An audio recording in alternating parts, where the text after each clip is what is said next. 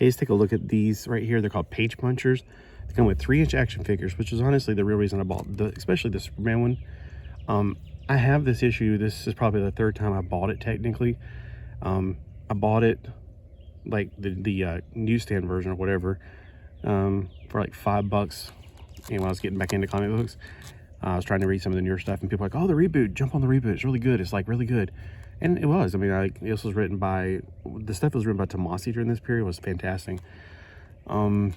Especially action. I think Tomasi may have wrote the action. It was about Superman and his wife and kids. And then it came in like a pack of like 4 comic books at someplace. I got them like 4 for $5 or something. So I got it again. Now here it is again. But this time I actually just bought it for the figure, even though I don't think I'm going to read the comic book again. Let's see. I do want to see what the difference is though, because they do have a slight bit of a difference, not in the story, but in other things.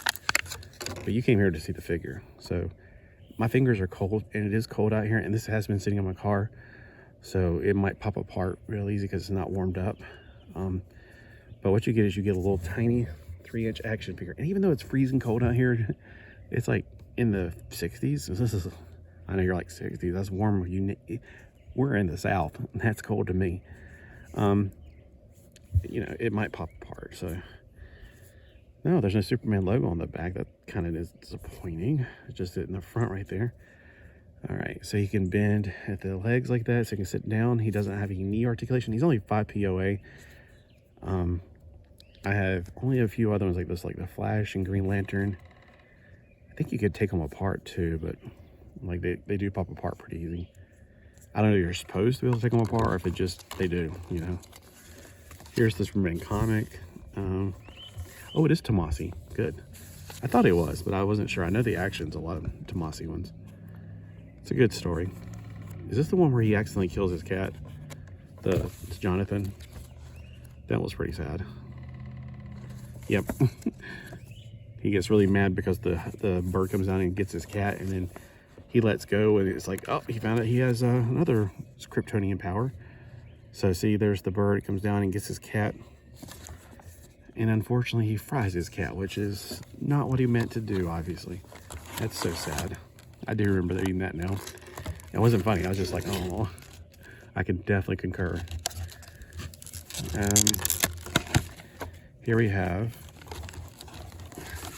these would be awesome to hold comic books if they didn't have the bubble in the front. I thought about it before, and I was like, no, it's just taking up space. I got rid of them. I put it in the recycling bin. Here we have Thomas Wayne, who in the Flashpoint, and instead of him dying, his son died. So we don't have any guns because Thomas, you know, he ain't afraid to shoot anybody. He is the voice of vengeance. He is the dark knight. So his belt keeps him from sitting at a full 90 degrees. So if you're going to try to put him in the Batmobile, which I don't think did he have a Batmobile? I don't really remember. It seems like something he didn't, like he took the subway for some reason. And then it's in this Flashpoint. Now, I don't remember this cover, but oh, Jeff Johns. This is another good one then, because it's Jeff Johns. And this is the thing about modern comic books. There's so many covers. I have this one, I'm pretty sure. I think they came with Flash. Let me see if I noticed anything so far. Oh, nope. I don't recognize that.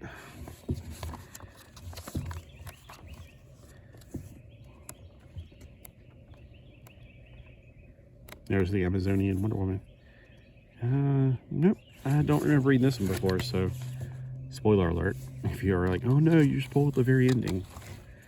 Alright, so definitely got these two. I got Flash and I got Green Lantern. And I'm trying to think of who else I got. I need to figure out where I keep buying them, and then I'm like, play with them for a while, then I get rid of them. Or just, I don't get rid of them. I mean, I throw them in the, put them out in the building bin. I guess since they're so tiny and everything, they're almost like my 3-inch figures.